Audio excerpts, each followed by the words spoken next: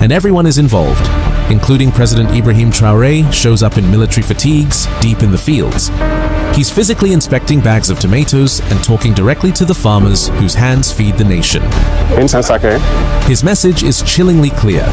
As long as a nation lacks independence over what it eats, it cannot talk about true independence. As long as we don't have that food independence, we can't even talk about independence. Those who beg are always at the bottom. If we spend our time asking for food or going to the ends of the earth, we'll always be at the bottom.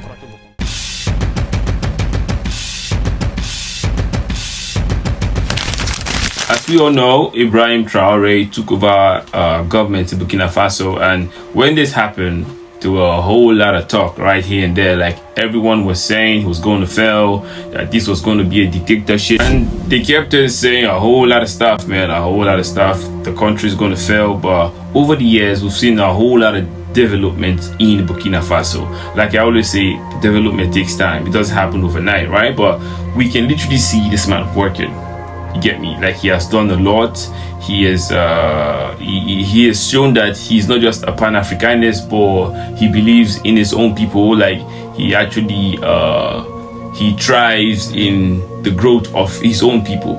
Like, we've seen how he has turned most of the infrastructural development to his own people, and how he's basically trying to localize most of their production and everything. Today we're going to be checking how Ibrahim Traore is magically growing apples in the desert, right? So it sounds crazy. We all know apples don't grow everywhere. So if this man is doing it in Burkina Faso, man, I really want to know how he's doing it. And today's video is brought to you by Arise Now. Guys, if you want to know everything about Africa, everything that's happening all across Africa, go check out Arise on YouTube. I'll just leave the handle right here so you guys can go check it out. They'll post everything concerning Africa, the growth in Africa, and everything that has to do with Africa. Like I always say, Africa is the future. So let's go! This is D Perimeter in Burkina Faso, less than 100 miles from the brutal edge of the Sahara Desert. For anyone raised on Western textbooks, the truth is simple. Farming here is impossible. That's what we're taught in school. And yet, under this relentless heat, they're forcing the earth to produce rice, wheat, onions, and strawberries. They're even growing real apples, a crop once thought native only to Europe or the US. Today, Burkinabe farmers are proving the world wrong. At this center, we produce cocoa. Bro, the only people I saw that were magically grown a weed in the desert were, like, it was China. You get me? Like, China, they successfully took, like, some portion of the desert away. Like, they successfully took some portion of the desert. Like, they built a rainforest over there, and it was like, I was shocked. Like, this is mind-blowing. But seeing this happening in Burkina Faso, bro, it's literally crazy. This is like when before he took power, this whole thing, like, nobody knew about Burkina Faso. Who was talking about Burkina Faso? Nobody. Like, if you want to make sure about Africa, you talk about Nigeria, South Africa, Ghana, Ethiopia, Eritrea, and all the African countries, but nobody talks about Burkina Faso. But the moment Ibrahim Traore stepped in, bro, everything changed, man. Seriously. And people still say this man is not it. Like, I don't really understand, man. Seriously. And beyond that, we're experimenting with coffee, apples, and everything else related to agriculture that couldn't be produced in Burkina Faso. That's what we're trying to develop to show the world that it is possible. Just look at these massive pineapples being harvested by hand and shielded from the sun by simple paper bags. The goal is to achieve. This goes beyond the crops. Wow. They're even raising fish in the middle of the desert. And funny enough, you know, this type of crops, they were imported in Burkina Faso. And trust me, the price would be so high. Like, these are the kind of fruits that, even in Nigeria, there are some fruit that are meant for the rich people. So to say, there are some fruit that not everybody can afford. So they call them the, what's it called, exotic fruits, right? But Ibrahim Traore is changing the whole narrative. You get me? Like, he's trying to tell everybody now, if you guys can do it back there, we can do it back home. And that's what's up, man. Seriously, that's literally what's up. That's to tell you, this man really prides himself in doing things for Africa and for Africans. You get me? So that's one thing I believe all our leaders should be doing. Seriously. That it is possible. Just look at these massive pineapples being harvested by hand and shielded from the sun by simple paper bags. L'ananas du Faso. This goes beyond the crops. They're even raising fish in the middle of the desert. So how are they doing it? The Burkinabe are deploying clever, resilient methods to make this happen. Bro, the soil is so dry, man. President Seriously. Ibrahim Traore shows up in military fatigues, deep in the fields. He's physically inspecting bags of tomatoes and talking directly to the farmers. Who does this now? Seriously, like, you tell me, who does this? Tell me one president that has gone far and beyond to do stuff like this. You get me? I'm not from Burkina Faso. I'm Nigerian, but when I see growth in Africa, when I see a leader doing something different, like, we all have to stand in ovation to applaud that person, man. Seriously, this man fought against all odds. There were back and forth, there were problem issues everywhere, but he still stood his ground. You get me? Do you know what it takes to fight everybody and still stand and say, okay, I want to do this for my people? It's not easy, man. Seriously. Whose hands feed the nation. His message is chillingly clear. As long as a nation lacks independence over what it eats, it cannot talk about true independence. That's fact. That's fact. As long as we don't have that food independence, we can't even talk about independence. That's true. Those who beg are always at the bottom. That's true. Absolute food sovereignty, something most African nations still struggle with. If you don't have food sovereignty, if you don't have energy sovereignty, if you don't have technological sovereignty, then you don't really have full independence. To get there, they are building massive industrial capacity to process crops locally, from tomato processing to this sugar plant. Wow. It scales all the way up to this massive mega rice processing facility with a 400-ton... And you see, you know the funniest thing? All this is happening within a short period of time. Within a very short period of time, man. Seriously. And it's... Bruh, tell me, if this whole thing can be done before, what happened before? Like, what happened before? Is it that they are being suppressed not to do this stuff, or the leaders before are just pocketing the money? Like, make me understand, because I literally don't understand. If you know you can do this kind of stuff for your people and make everything feel good, then why ain't you doing it, man? Seriously, like, I don't know. Daily capacity. I really don't understand. One of the largest in Africa. The results are undeniable. This is a massive truck exporting processed liquefied butter to the international market. In fact, some of the nut products sitting in European and American supermarkets right now might have been processed inside Burkina Faso. No, bro, that's what's up. It's only the beginning. In this video, I'm revealing the shocking progress of how Traore sparked the greatest agricultural revolution on the continent, including the funniest thing is he's hitting everything, man. Seriously, he's hitting everything. The Sahel look like the Nile does for Egypt. But what's absolutely mind-blowing is the next-level technology they're using to grow fruits like apples right here. The best part, it doesn't involve IMF or World Bank loans. It is being built by the Burkinabe for the Burkinabe. Now, let's dive deep into... Now I know why they're mad. Now, seriously, now I know why they're angry. You get me? Like, they don't want you to be independent. Like, bro, you can't do this stuff alone. You have to include us. So, homie saying, nah, I'm doing this for my people, and it has to be for my people and by my people. You get me? Cutting every other middleman off. Tell me why they would be angry. That's why you hardly see people praise this man. They don't praise him. They want to say, oh, he's a dictator, he's this, they have to remove him from power, he's doing this. But the people there are happy, man. Seriously, they can see changes. And that's what's up. How they are executing this entirely on their own. This is Arisen Now. Welcome. Just big shout out to Arise Now for this video. War against terrorist groups, it has launched an equally aggressive war against a food crisis that has plagued this desert-adjacent nation for decades.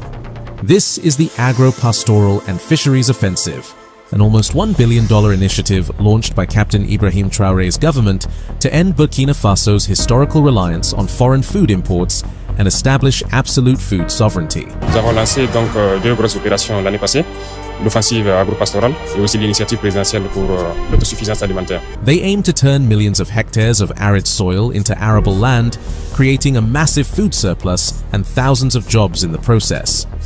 Traore began aggressively, handing farmers 400 tractors, 239 power tillers, and over 700 water pumps to plow 64,000 hectares. But what makes this truly unprecedented is that it's all free of charge, as Traore himself confirmed right here. En plus de ça, donc, nous avons décidé d'acquérir environ un demi-millier de tracteurs. As long as you're a farmer, you want to work, you want to farm, these equipment are for you and they are for free, no strings attached. Who does that, man? Seriously. Ibrahim Traore is the only one. These are the kind of stuff they don't want to hear. They don't want to hear that you are independent. No, you have to depend on them. Like, bro, seriously. This is really something, man. Seriously. For this season. Africa needs to be free of this kind of... plow the land for free of charge for this rainy season, which is about to begin. The objective is to truly achieve food self-sufficiency. L'objectif, c'est de vraiment accroître et atteindre l'autosuffisance. This was just the first wave in 2024, with equipment valued at around $130 million. I can't really lie, man. Big shout out to Ibrahim Traore for this one, man. Tons of fertilizer, 18,000 tons of improved seeds, and thousands of tons of fish feed and fodder. Then, in May 2025, Traore shocked the world again. He escalated the offensive, handing over 608 more tractors and equipment valued at nearly $180 million. It's all funded locally by redirecting state revenues, specifically from the nationalization of gold mines, stripping assets from foreign control to feed the nation. In total, over $300 million in equipment has been given to farmers for free. Do you remember that around this exact time in 2025, US General Michael Langley publicly complained... If you were to be other leaders, they would have gone to the IMF or gone to the World Bank to borrow money. They keep on borrowing money up and down, left, right, and center, but we see nothing going on. They keep on borrowing money every day. You start hearing billions upon billions, millions upon millions, but without nothing. Bruh, everything this man has done was done locally. He didn't borrow nothing. You get me? Trust me, this man is a national hero. If you know, you know. Over it's just the truth. $300 million in equipment has been given to farmers for free. Just for free. That around this exact time in 2025, US General Michael Langley publicly complained that Burkina's junta regime was misusing its gold reserves. Whether it's their gold reserves, that is all those proceeds are just in exchange to protect the junta regime. You see, they weren't happy to see Traore helping his people for free. That's because just in the fact. Western system, there is no such thing as a free lunch. Nah. Now take a look at the free. fruits of this initiative. Look at these green rice fields producing full, long grains. Look at the wheat growing in a place that used to be prone to severe drought. They now operate a rice processing facility that ranks among the top 10 largest in Africa. In fact, in 2024 alone, Burkina Faso produced 6 million tons of cereals, more than enough for their entire domestic consumption. That doesn't even count all the fruits they are producing, or the wine brewery they recently restarted after it was reportedly sabotaged by imperialists, as Traore explicitly called them out. On a tous été témoins du bradage de cette unité industrielle, et je pense que ce sont des Burkinabés, des valets locaux, qui à un moment donné ont été donc payés, je dirais, par les impérialistes, qui ont saboté et détruit tout ce qui se trouvait ici. Before we step inside the factories and reveal the billion-dollar canal project, you need to understand the formula and who is actually doing the work. But first, let's see how they got here. Traore is driving this revolution through two major programs: the offensive agro-pastoral we just saw, and a unique presidential initiative designed for total statewide mobilization. It's a mandate that requires public institutions, universities, and the military to step away from their desks and into the fields. Machinery is one thing, but using it effectively at scale is another. That's true. This is where the strategy gets wild. Traore recruited his own peer soldiers to work the land. In Burkina Faso, the state has fundamentally altered how its institutions feed themselves. Every military base in Burkina Faso is now under strict executive orders to produce its own food. By forcing soldiers to grow their own rations, using military land for crops and livestock, the armed forces are finally cutting their massive drain on the civilian budget. The military has been officially deployed as agricultural labor. When the presidential initiative rolled out, the government mobilized over 3,000 Nah, man, this man is he's literally serious. He deployed military as agro labor, man. Seriously, like they are supposed to go there and help the farmers to plant their crops just to boost their own economy and to make sure the country has this food security and everything, man. Seriously, who does that? Only Traore does this, man. Seriously. And he does it so effortlessly. And nobody is talking about this. Big shout out to Arise Now for dropping this massive update and this massive video, man. Seriously, like, the world literally needs to know what's going on in Burkina Faso. And every other person, every other leader out there needs to follow his footsteps. He has nationalized the gold mine, meaning, yeah, bro, you have to be a citizen. Like, it is owned by them, not just a foreign entity or foreign company coming to do whatever they want to do. Bro, this man literally changed everything, man. Seriously, changed everything. He saw through the lenses of the corrupt leaders and the corrupt people and everybody, all the like everybody that was just feeding and leeching Burkina Faso to a very terrible statement. He saw through their eyes and through their lenses, even though they invited him to closed door meetings, even though they called him out, they did all they could do. A whole lot of country was up against him, bro. Homie still too strong for his people. He kept on doing what he was doing, and bro, now homie's winning, man. Seriously, and nobody's talking about it. No, like, they don't want to talk about it in the Western news. They don't want to talk about it. They just want to paint him black and everything. I could still remember when this whole thing was going on. There were lots of march for him in America, everywhere. Everybody were like, leave this man alone. He's standing for his people. He's fighting for his people. Leave this man alone. And because of the voice and everything, how everybody stood up and started talking about it, they backed off. Like, seriously, like, I'm not saying they backed off 100%. They're still doing what they're doing, but homie is not giving them any chance, man. Seriously, like, he's telling them like he's 100% ready for you.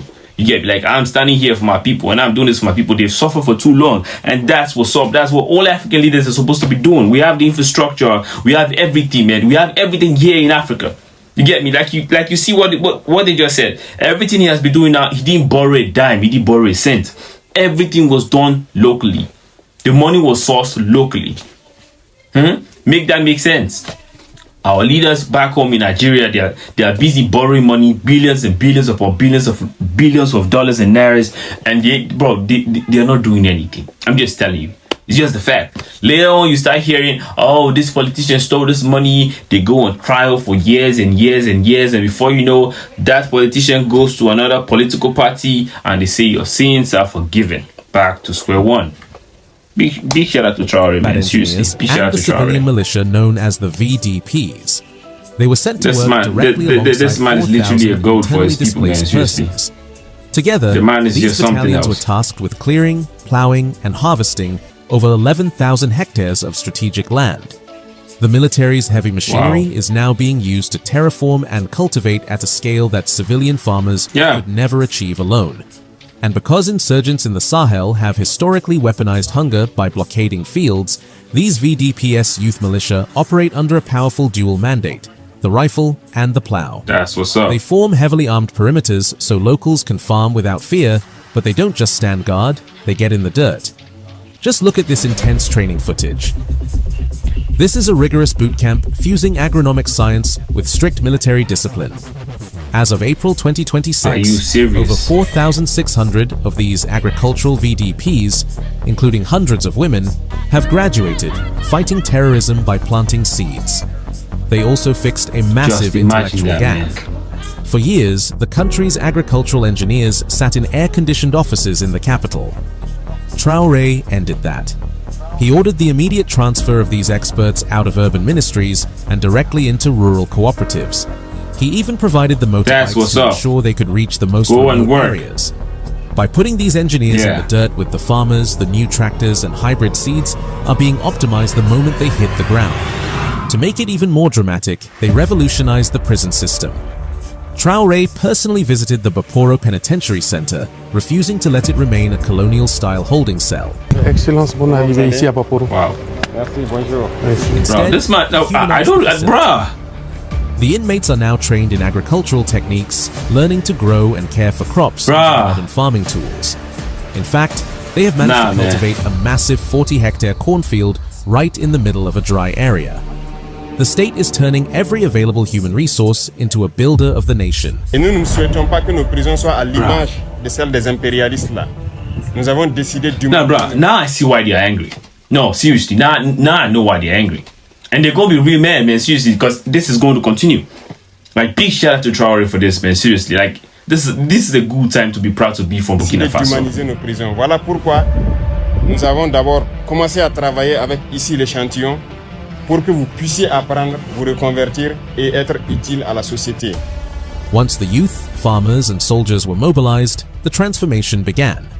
They started with staples, rice, maize, and wheat, because those are the calories that keep the nation alive. Historically, Burkina Faso was trapped in a post-colonial agrarian paradox. About 80% of the population worked in agriculture, yet the country functioned as a net importer of basic survival food. They were exporting raw, unrefined materials like gold and cotton to the West, while importing incredibly expensive, subsidized food just to survive. Before this revolution, the country imported 70% of its rice, nearly 700,000 metric tons. It was a massive trade deficit and a security nightmare. Traore knew food sovereignty was national security, so he moved fast. Look at this. 800 hectares of land completely underwater. You might wonder how they get that much water in the Sahel. Here is the story. This is the Douro perimeter, heavily engineered for dry season production and powered by the Kirchi Dam. It uses a solar-powered pumping station that delivers an incredible 9,720 cubic meters of water every single hour. This is land transformation at a pace the modern Sahel has never seen before. And just 150 kilometers away from Douro, in a place called D, where Burkina Faso meets the edge of the desert, you see the real transformation. But first, here is the harsh truth. Burkina Faso actually sits on roughly 500,000 hectares of highly developable lowlands. For decades, past governments largely ignored this geographical blessing, leaving less than 10% of it exploited. Captain Traore knew that spending billions to import over 700,000 tons of Asian rice every single year was an economic death trap. He knew you can't have a revolution without dams, so the state redirected capital to revive dormant irrigation zones and build new ones. Take the Soum Dam project in Nanoro. Under Traore's mandate, the government poured in the capital to finish it. By early 2025, the dam was fully online, watering over 1,000 hectares of previously scorched earth. It operates like a machine, engineered to pump out 7,500 tons of rice and 2,500 tons of maize every single year. Back at the Dai perimeter, you find a distinct project located just a few miles, sitting right against the Sahara's edge. It is an engineering crown jewel for a so-called third world country. Located in the Suru Valley, in Burkina's Nord region, the scheme covers 2,240 hectares of irrigated land. The engineering is fascinating. They use Archimedean screw pumps to lift water from the Suru River. From there, it flows through a gravity-fed network of canals and drains.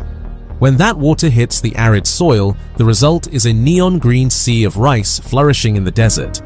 You can see the water pooling perfectly around the thick stalks. Yields here have exploded, with some farmers reporting incomes 177% higher than rain-fed farming. Then, there is the ultimate crown jewel, located 245 kilometers southeast of the capital. The Bagre Dam and its associated growth pole, Bagre Pole, stand as the country's most ambitious agricultural infrastructure project.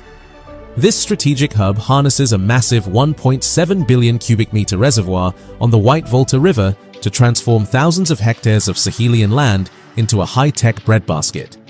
It's a mix of massive gravity-fed canals and cutting-edge tech, solar pumps, automated irrigation, and laser land leveling. They even use satellite monitoring and IoT sensors to optimize every drop of water. In 2025 alone, Bagre Pole produced nearly 12,000 tons of rice. The days of slow, back-breaking manual labor are fading. Burkinabe farmers are now operating heavy harvesters that tear through fields at high speed. In places like Banzon, modern irrigation is pulling 6 tons of rice per hectare. Listen to this local farmer testifying on camera about how their harvests have exploded up to 5 tons per hectare. Mais on ne gagne pas beaucoup. Le rendement était très faible, 2 tonnes et demi à l'hectare. Mais actuellement, avec l'accompagnement et les formations dans les champs, avec le matériel, les tracteurs, actuellement on peut aller à 4 tonnes et demi, voire 5 tonnes de fois. Tout avec l'application de l'urée pour le milieu. The maize production is equally impressive. Farmers are harvesting so much corn that transport trucks are literally overflowing as they unload the grain. Rice and maize were just the warm-up. The real agricultural rebellion is happening with wheat. For decades, Western agronomists told African leaders that growing wheat in the Sahel was climatically impossible. That expert advice conveniently forced Burkina Faso to hemorrhage $75 million every single year to import 193,000 tons of wheat from places like France and Poland. Traore decided to test that theory himself. He launched a domestic wheat campaign in 2023 with a tiny experimental patch of just 125 hectares. The experiment worked perfectly. By the 2024 season, the state aggressively scaled that footprint to 1,342 hectares, yielding nearly 2,600 tons of wheat straight from their own soil. You can see the golden wheat fields swaying in the Burkina Faso wind right here. To make sure they never have to beg foreign monopolies for seeds again, the government launched a massive 5,000-hectare wheat seed production bank. Growing millions of tons of cereals creates a massive new challenge: processing. If you export raw grain and import flour, you are still operating as a colony. Harvesting is only step one. To secure the supply chain, Traore's administration began building and reviving a massive industrial base to process every single grain locally. Take a walk inside the Minofa wheat factory. Under the new regime's mandate, this facility absolutely exploded, tripling its annual production capacity from 9,000 tons to 32,000 tons today. It currently runs a 150-ton daily capacity and is preparing to expand even further. For rice, the industrial scale is equally aggressive. The state established major processing plants like the massive facility in Kamsila, which swallows and processes 400 tons of rice every single day. It is currently among the top 10 largest rice processing facilities in Africa. Watch these ultra-modern optical sorting machines filtering the local rice down to the megapixel level, packing it neatly into branded bags ready for the supermarket. While official numbers for the cereal production breakdown are still rolling in, the projections for the 2025 to 2026 season are monumental. They expect to pull in 2.68 million tons of maize, roughly 2.4 million tons of sorghum, over 1 million tons of paddy rice, and 1.1 million tons of millet.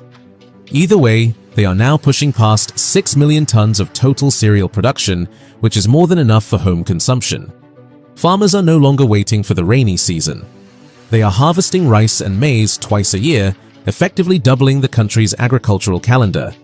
As a direct result, by late April 2026, the Burkina Faso government completely halted the import of rice from abroad. They made the move to prioritize local farmers, a decision that signals exactly how much production they have already secured. Imagine achieving these mind-blowing results using fragmented water systems across the country. Now imagine when all of these dams, small canals and rivers are connected together. Water moving from west to east, from south to north, and vice versa. This is exactly what will happen when a giant billion-dollar canal is built. But before I reveal the details about that, did you know arid Burkina Faso is now growing apples?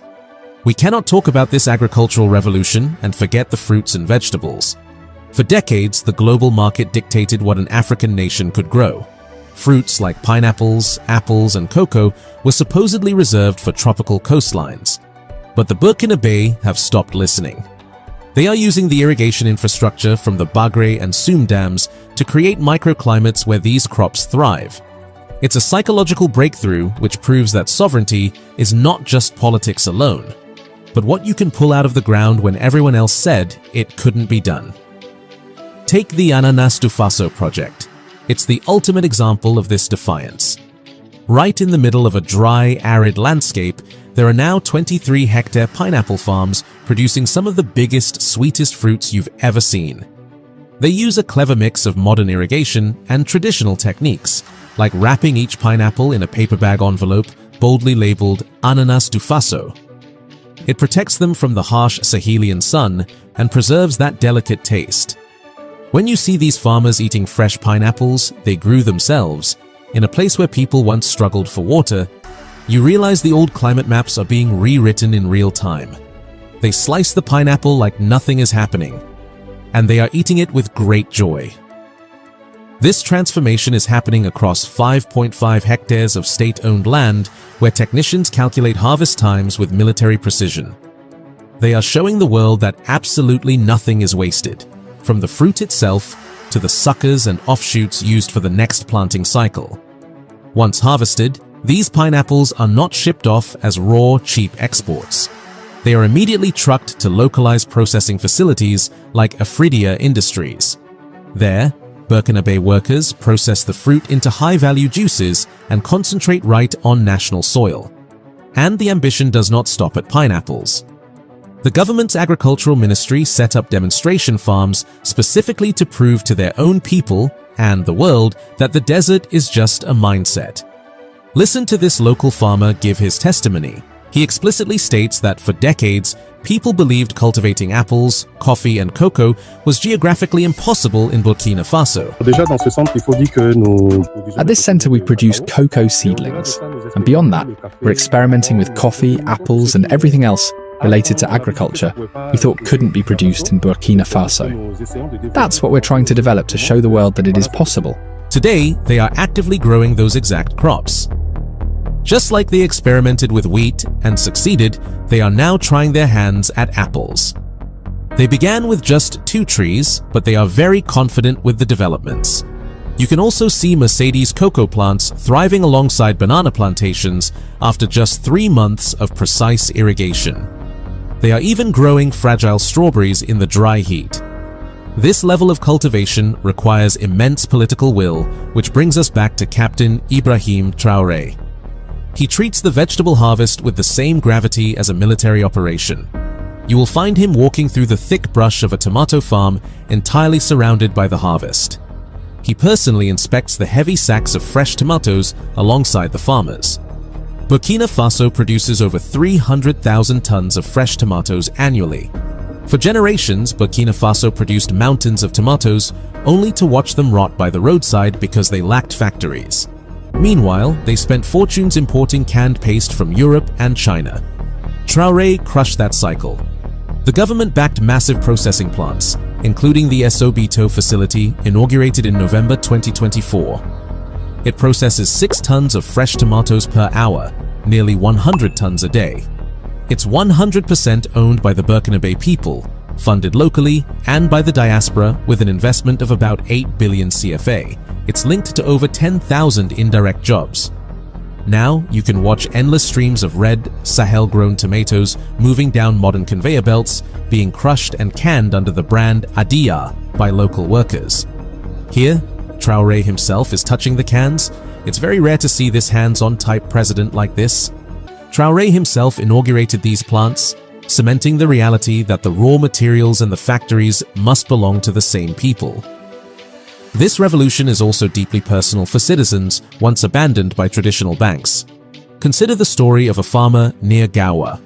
He pitched a massive cassava project to nearly every commercial bank in Burkina Faso, and every single one denied him, calling it too risky. Thanks to state-backed initiatives designed to bypass predatory lending systems, he finally got the support he needed. Now, look at the size of the cassava roots he is physically pulling from the earth. Across the country, farmers are hitting staggering numbers, with potato harvests reaching 35 tons per hectare in the middle of the Sahel heat.